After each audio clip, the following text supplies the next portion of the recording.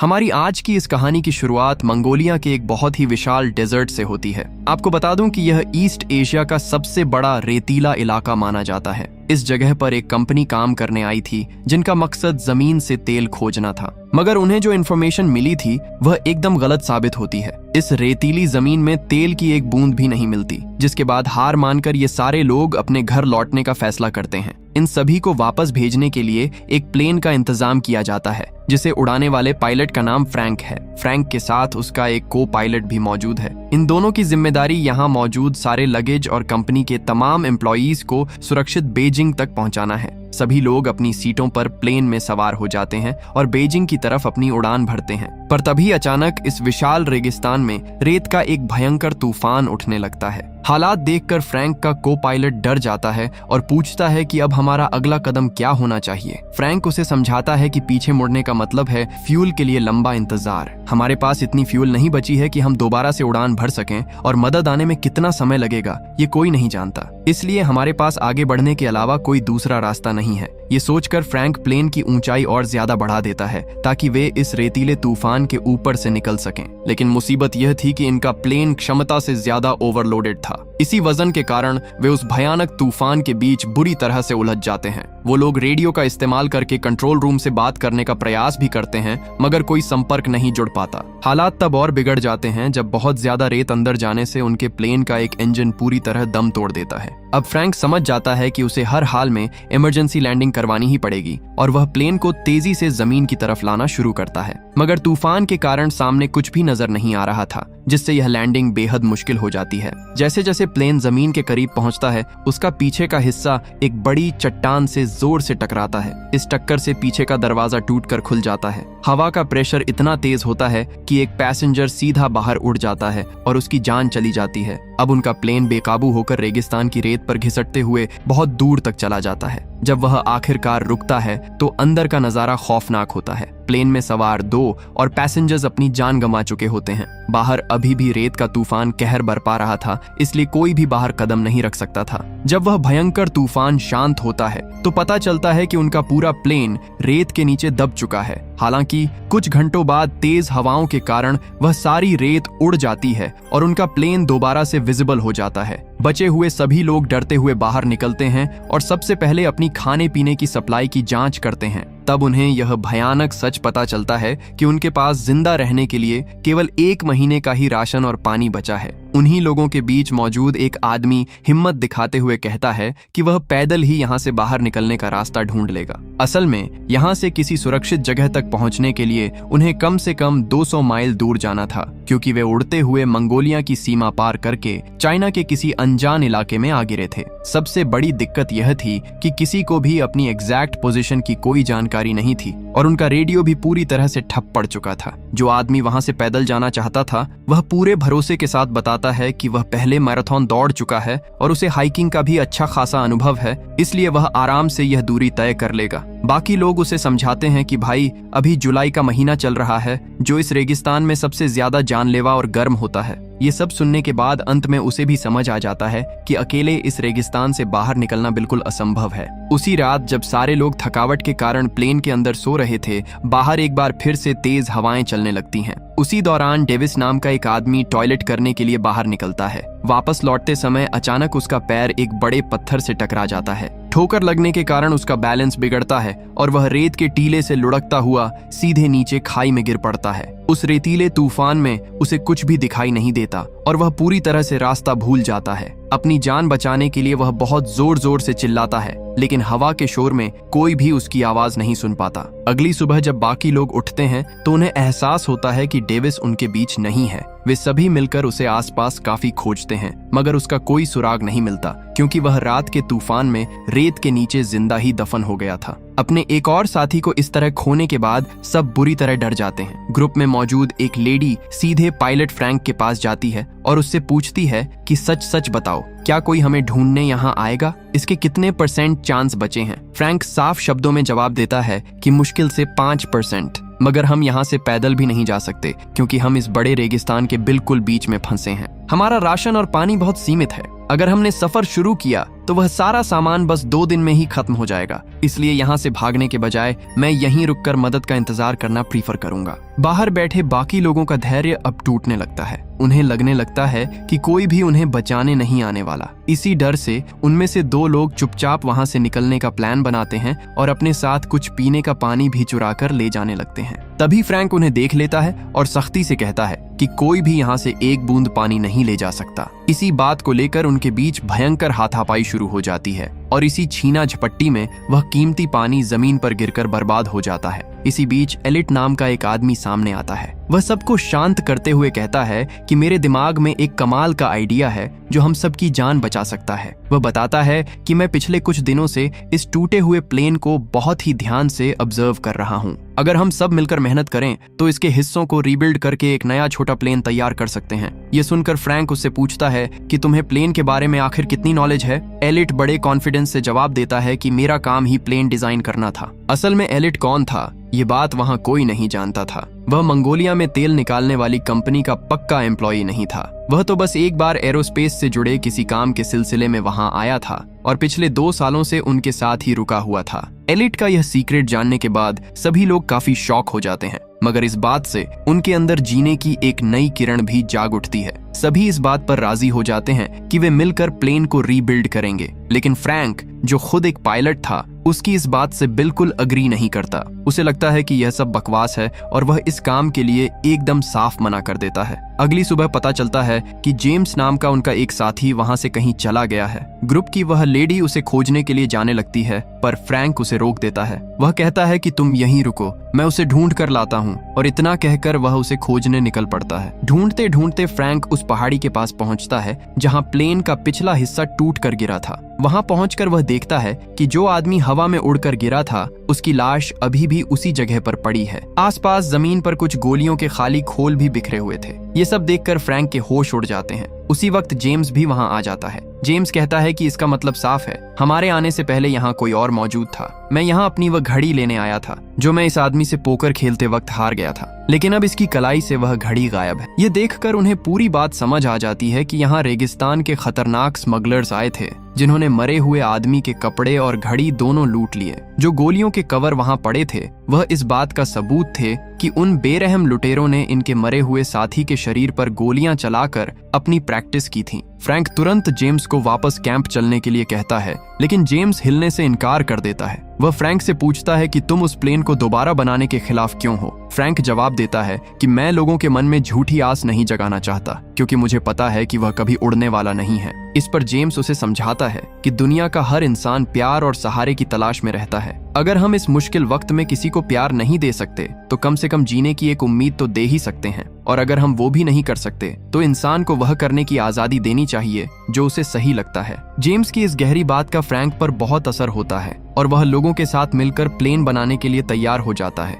भले ही उसे अंदर से यकीन था कि यह काम नामुमकिन है। वे दोनों लौटकर बाकी साथियों के पास आते हैं और फिर पूरी टीम एक साथ उस प्लेन को बनाने के काम में जुट जाती है। रेगिस्तान में दिन के समय धूप इतनी तेज होती है कि बाहर काम करना मौत को दावत देने जैसा था। इसीलिए वे लोग दिन भर आराम करते और पूरी रात जाग कर अपना काम करते। लेकिन उनकी मुश्किलें तब और बढ़ जाती हैं जब एक रात काम करते समय वेल्डिंग की कुछ चिंगारियां सीधे उनके फ्यूल पर जा गिरती हैं। यह वही फ्यूल था जिसे उन्होंने आग और जनरेटर चलाने के लिए बचा कर रखा था। चिंगारी गिरते ही वहां एक भयंकर ब्लास्ट हो जाता है। अच्छी बात यह थी कि उस धमाके में किसी की जान नहीं गई, लेकिन उनका वह जरूरी फ्यूल पूरी तरह से जलकर राख हो जाता है। अब उनके पास सिर्फ इतना ही फ्यूल बचा था कि वे अपने बनाए प्लेन को उड़ा सकें। इसलिए अब जनरेटर चलाना पूरी तरह से बंद करना पड़ा। बिना बिजली के रात में काम करना मुमकिन नहीं था, इसलिए अब उन्हें मजबूरी में दिन की उस चिलचिलाती धूप में काम करना पड़ता है। गर्मी असहनीय थी, लेकिन उन्होंने हार नहीं मानी और दिन के समय ही मेहनत करना जारी रखा। काफी हद तक प्लेन को रीबिल्ड करने के बाद अब उनके सामने सबसे बड़ी चुनौती थी उसके भारी विंग को सही जगह पर फिट करना। उनके पास कोई गलती करने की गुंजाइश नहीं थी, क्योंकि अगर वह विंग गलती से भी रेत पर गिर गया तो उसे दोबारा उठाने के लिए उनके पास कोई क्रेन मौजूद नहीं थी। वे बहुत ही सावधानी से उस भारी भरकम हिस्से को ऊपर से खिसकाना शुरू करते हैं, मगर अचानक वह जंजीर बीच से टूट जाती है जिसके सहारे उन्होंने उसे रोक रखा था। विंग तेजी से नीचे की ओर फिसलता है और जाकर सीधा प्लेन से टकरा जाता है। यह देखकर सबकी सांसें अटक जाती हैं। उस वक्त प्लेन के अंदर उनका एक साथी पहले से मौजूद था, जिसका काम उस विंग को अंदर से बोल्ट लगाकर कसना था। कुछ ही सेकंड बाद वह बाहर निकलता है और खुशी से चिल्लाता है कि काम हो गया। असल में यह किसी चमत्कार जैसा था। जंजीर टूटने के बाद वह विंग फिसलकर बिल्कुल एग्जैक्ट उसी पोजीशन पर जाकर सेट हुआ था जहां उसकी जरूरत थी। उस हिस्से के जुड़ते ही उनके प्लेन का बाहरी ढांचा पूरी तरह से बनकर तैयार हो गया। अब सभी को पक्का विश्वास हो गया था कि वे यहाँ से फ्लाई करके बच निकलेंगे। इस खुशी में सभी झूमने और एंजॉय करने लगते हैं। इसके साथ ही वे प्लेन के आगे से रेत को हटाकर एक साफ ट्रैक बनाने का काम भी शुरू कर देते हैं ताकि उड़ान भरने में कोई दिक्कत न आए। मगर मुसीबतें अभी खत्म नहीं हुई थीं। कुछ ही दिनों बाद वहां एक और खतरनाक तूफान आ धमकता है, जिसमें आसमान से कड़कती बिजलियां गिरने लगती हैं। प्लेन के विंग में पेट्रोल भरा हुआ था, इसलिए ब्लास्ट के डर से सभी लोग वहां से भागकर सुरक्षित जगह पर छिप जाते हैं। लेकिन एलिट टस से मस नहीं होता। वह किसी भी हाल में अपनी मेहनत से बनाए इस प्लेन को बर्बाद होते नहीं देख सकता था। तभी ठीक उसके ऊपर एक भयंकर बिजली गिरने वाली होती है, मगर ऐन मौके पर फ्रैंक उसे धक्का देकर वहां से दूर गिरा देता है और उसकी जान बचा लेता है। फ्रैंक जानता था कि अगर एलिट मर गया तो कोई दूसरा ऐसा इंसान नहीं है जो इस प्लेन का बचा हुआ काम खत्म कर पाए। इसके बाद वे सभी मिलकर इस नए प्लेन का नाम फीनिक्स रख देते हैं। इजिप्शियन मिथोलॉजी में फीनिक्स एक ऐसे अद्भुत और पावरफुल जीव को कहा जाता है जो अपनी राख से भी दोबारा जिंदा हो जाता है। प्लेन पर अभी भी कुछ जरूरी काम बाकी था। समय के साथ साथ उनके पास पीने का पानी भी पूरी तरह खत्म होने की कगार पर था। एक रात वे दूरबीन से देखते हैं कि दूर रेगिस्तान में कुछ अनजान लोगों ने अपने टेंट लगा रखे हैं और वहां डेरा डाले हुए हैं। हकीकत में वे सारे लोग खतरनाक स्मगलर्स थे। फ्रैंक कहता है कि हमें जाकर उनसे पीने के पानी की मदद मांगनी चाहिए। एलिट इस बात से सहमत नहीं होता और मना करता है। फिर भी फ्रैंक और कुछ लोग पानी की तलाश में उनके पास निकल पड़ते हैं। सुरक्षा के लिए फ्रैंक और उसका एक दोस्त एक बड़े पत्थर के पीछे पोजीशन ले लेते हैं ताकि कुछ भी गड़बड़ होने पर वे पीछे से कवर फायर दे सकें। उन्होंने अपने पास गन भी रखी होती है। जैसे ही उनके साथी उन स्मगलर्स से पानी मांगते हैं, सामने से एक आदमी बिना कुछ सोचे सीधा उन पर फायरिंग शुरू कर देता है। ये देखते ही फ्रैंक और उसका दोस्त पत्थर के पीछे से गोलियां बरसाना शुरू करते हैं और उन लुटेरों को वहीं ढेर कर देते हैं। इस पूरी गोलीबारी के बीच उनका एक साथी वहां से जान बचाकर भाग निकलता है। फ्रैंक के पास पूरा मौका था कि वह उसे पीछे से गोली मार दे, लेकिन वह ट्रिगर नहीं दबाता क्योंकि वह कोई कातिल नहीं था। इसी बीच जेम्स उन मरे हुए स्मगलर्स की तलाशी लेता है और एक की कलाई पर उसे वही घड़ी नजर आती है जो उनके उस साथी की थी जो प्लेन क्रैश के वक्त बाहर गिर गया था। इससे ये बात साफ हो जाती है कि ये बिल्कुल वही स्मगलर्स हैं जो क्रैश साइट पर गए थे और जिन्होंने उनके मरे हुए दोस्त के शरीर पर गोलियां चलाकर मजे लिए थे। यानी उनका पाला बहुत ही निर्दयी और खूंखार लोगों से पड़ा था। उनमें से एक स्मगलर जो घायल हालत में बच गया था, उसे वे पकड़कर अपने बेस कैंप ले आते हैं। ग्रुप के कुछ लोग गुस्से में थे और चाहते थे कि उसे तुरंत खत्म कर दिया जाए क्योंकि उसी के साथियों ने उनके दोस्त की जान ली थी। लेकिन फ्रैंक इंसानियत के नाते ऐसा करने से साफ इनकार कर देता है। इस बात को लेकर उनके बीच बहुत तीखी बहस चल ही रही होती है कि अचानक एलिट अपनी बंदूक निकालता है और उस स्मगलर को सीधे गोली मार देता है। इस घटना के बाद एलिट और फ्रैंक के बीच बहुत बड़ा झगड़ा शुरू हो जाता है। एलिट हर चीज का ब्लेम फ्रैंक पर डालता है। वह चिल्लाकर कहता है कि तुम हमारे पायलट थे, तुम्हारी बेवकूफी से हम यहाँ फंसे हैं। मैंने तुम्हें वहां जाने से रोका था पर तुम नहीं माने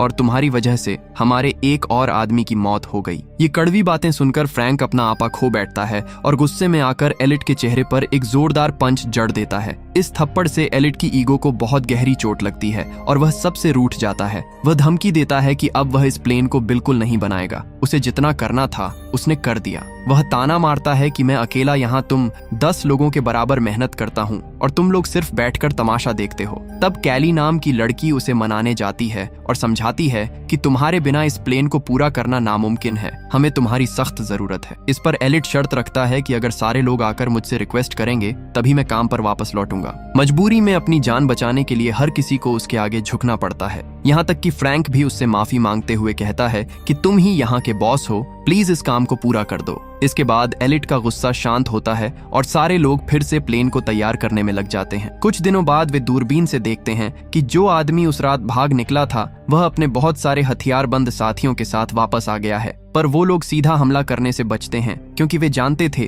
कि अब इन लोगों के पास भी उन्हीं की छीनी हुई बंदूकें मौजूद हैं। इसके अलावा उन स्मगलर्स को यह भी अंदाजा था कि इनके पास राशन और पानी लगभग खत्म होने वाला है। वे इंतजार कर रहे थे कि जब ये लोग भूख प्यास से तड़प कर कमजोर हो जाएंगे तब वे आसानी से इन्हें मार देंगे। ये खतरा देखकर टीम और भी ज्यादा जी जान लगाकर मेहनत करती है और आखिरकार उनका प्लेन पूरी तरह से तैयार हो जाता है। इसी बीच फ्रैंक के हाथ एक पुरानी मैगजीन लगती है। उसमें तरह तरह के प्लेन्स के छोटे छोटे मॉडल्स छपे हुए थे। फ्रैंक को यह देखकर बहुत बड़ा झटका लगता है कि एलिट ने बिल्कुल इन्हीं मॉडल्स की नकल करके इस प्लेन का डिजाइन तैयार किया है। तब सबके सामने यह भयानक सच आता है कि एलिट जिन प्लेन्स की बात करता था वे असल में बच्चों के खेलने वाले खिलौने थे। वह सिर्फ छोटे मॉडल्स ही डिजाइन करता था। वो खिलौने हवा में जरूर उड़ते थे मगर उसने अपनी पूरी जिंदगी में कभी कोई असली और बड़ा प्लेन नहीं बनाया था। ये सच जानकर सभी का खून खौल उठता है। अयान नाम का शख्स तो इतना भड़क जाता है कि वह सीधा एलिट के माथे पर गन रख देता है। वह चिल्लाता है कि तुम इतने हफ्तों से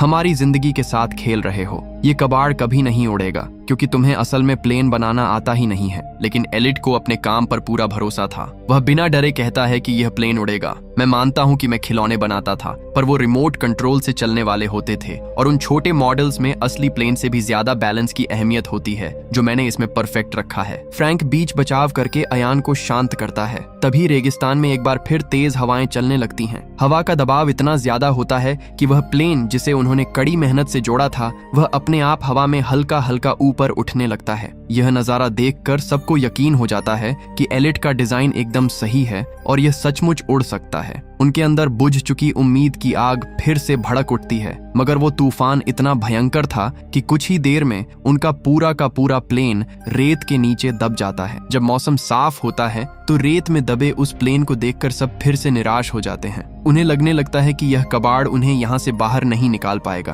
पर फ्रैंक आगे आता है और जोश भरते हुए कहता है कि हमने अपना खून पसीना बहाकर इसे खड़ा किया है और हम इसे हर कीमत पर यहाँ से उड़ा कर ले जाएंगे। इसके बाद पूरी टीम मिलकर उस प्लेन को रेत से बाहर निकालती है और पूरी ताकत से खींचकर एक पक्के रास्ते पर ला खड़ा करती है। इसके बाद वे इंजन को स्टार्ट करने की कोशिश करते हैं। प्लेन स्टार्ट तो होता है पर अगले ही पल झटके से बंद हो जाता है। वे बिना हार माने इसे बार बार ट्राई करते हैं और अंत में उनकी कोशिश रंग लाती है। इंजन चालू हो जाता है। उधर दूर बैठे स्मगलर्स भी प्लेन के इंजन की तेज आवाज सुन लेते हैं और तुरंत उनकी तरफ दौड़ पड़ते हैं। वे लुटेरे घोड़ों पर सवार होकर और हाथों में बंदूकें लिए उन्हें जान से मारने के लिए तेजी से आगे बढ़ते हैं। ये देखकर सभी लोग फटाफट प्लेन के ऊपर चढ़ते हैं और उसके विंग को कसकर पकड़कर लटक जाते हैं। असल में उनके इस नए प्लेन का डिजाइन कुछ ऐसा था कि उसमें अंदर बैठकर सफर करने की कोई जगह ही नहीं थी। उन्होंने बड़े हवाई जहाज के टूटे फूटे हिस्सों को जोड़कर बस उड़ने लायक एक ढांचा तैयार किया था। अब उनका प्लेन